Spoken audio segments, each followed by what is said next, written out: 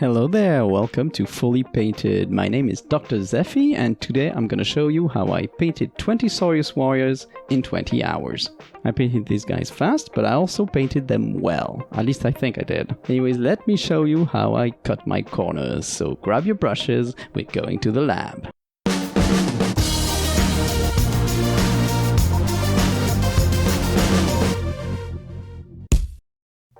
So, I already had 10 old Saurus warriors in my collection, and as derpy as they look, I really like the color scheme I picked for them. So I wanted to keep that one for the new models. And since I had to paint 20 of them, I knew I needed to find an efficient way to do so. I tend to dislike the term speed painting, as to me, it often implies that painting is a chore, which isn't the case for me at all. So I still wanted that product to be as enjoyable as possible, which means taking the time to do some nice highlights. It's just my favorite part. But I've still got 20 dudes to paint, and they're the basics troops, so I need to find a compromise between the time spent and the quality. This compromise was to try and aim for 1 hour per mini, which I felt was reasonable given how simple these models are. Now let's see how I pulled it off.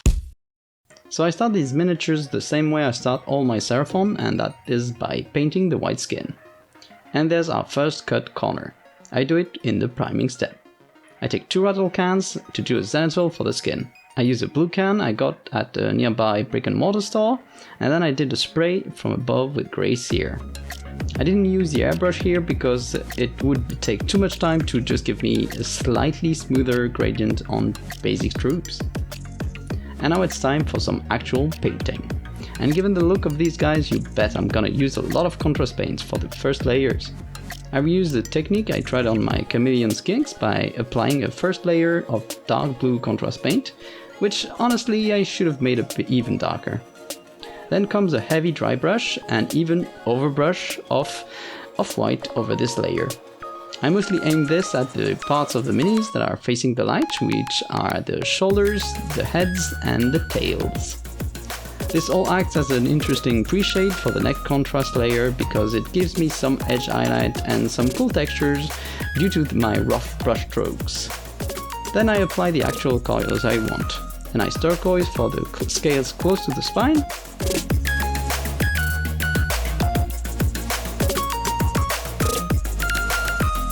Green for the rest.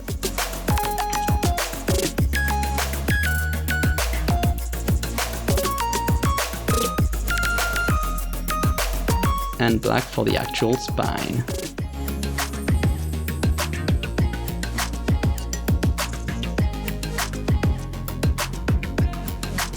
I then get a heavily diluted blue mix on the hands, feet, and knees and elbows. It's the spots you'd hit with red for a human to remind you of the blood under the skin, and I picture my lizards having some blue blood. I also hit the other parts that are supposed to be black, like the claws and some weapon bits. And now, since I'm impatient, I start highlighting stuff.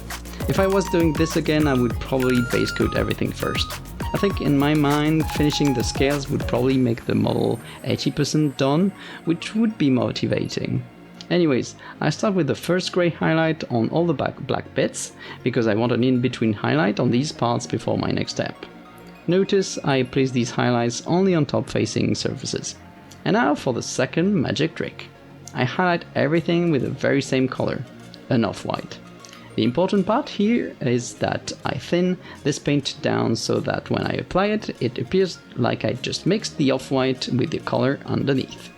And if I want spots to be even brighter, I just do a second pass. It's very efficient and lets me do highlights on a unit of 20 basic troops. I also reserve those highlights to only shoulders, heads and weapons.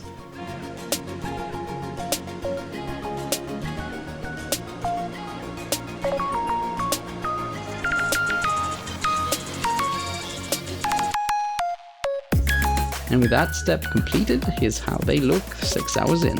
I'm pretty confident right now. So I continue with the spears. I use my turquoise color on the spearheads.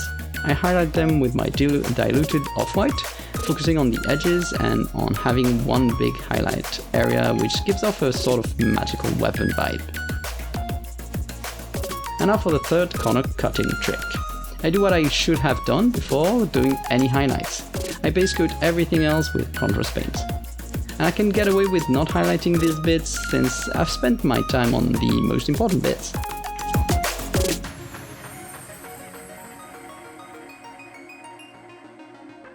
Here's how these guys look 10 hours in. Pretty good if you ask me. Also, if you want to know how I did the bases for these guys, I made a tutorial on that very subject. I make an exception for the last rule for banners and musicians. There's only 4 of these guys, so I can spend some time on them. I get my highlight colors by just adding more and more of my lighter color to the transparent paint I use to base coat them.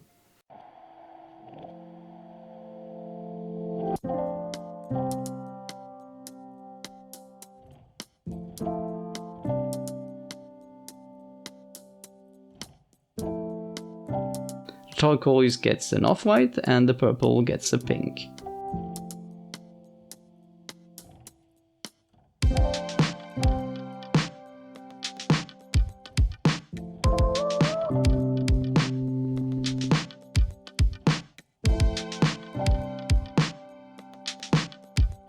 As a final detail before the metals, I do the eyes. I hit them within my off-white before doing a glaze of yellow and a wash of diluted magenta. A black pupil and it's done. And that's how they look after 16 hours of work, which means I only have 4 hours to do all the metals and the shields. And that's where the final tricks comes in. I don't base coat the metals. I just slap a good layer of contrast paint on there, which will count as my shading step. You can see I did this step when I base coated everything with contrast. Then I start highlighting with metal paints. I reuse my trick number 2 here by thinning down the paint a little to make it a bit transparent before I apply it on the models using an overbrushing technique, avoiding the areas that are facing down. This step gives me some texture to the metal as well as a bit of transition from the contrast layers to the pure metal one, which I get with a second more careful pass.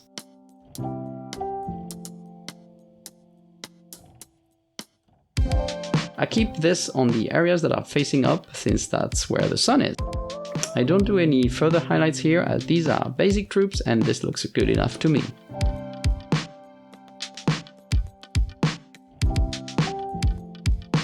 But I need to do one last step on these guys, and that's to add some violet to my shields, as I really love that color element on the all models. So I pinned them similarly to what I did for the purple banner. A good coat of purple ink and then highlights by adding pink to my purple ink. And that's it, that's the whole 20 of them done. And I actually managed to get it all done in about 20 hours. So an hour per mini, which I'm really happy about given the quality I got in that time. So let's recap the tricks I used. I used rattle cans to paint the white skin and do a zenithal at the same time. I used contrast paints to base coat almost everything. I used a single highlight color which I diluted and used on multiple colors to save time. I took my time only on the parts that mattered. And finally, I did not base coat my metals and went straight to the shading with contrast. Anyways, that's it for this video. I hope you found it useful. If you did, please give it a like, and if you have any questions, feel free to drop them in the comments down below. If you enjoy this type of tutorial and don't want to miss the next one, please consider subscribing. But that's it from me, and I'll be seeing you in the next video. But until then, I hope you stay adventurous and that you keep painting, because painting is cool.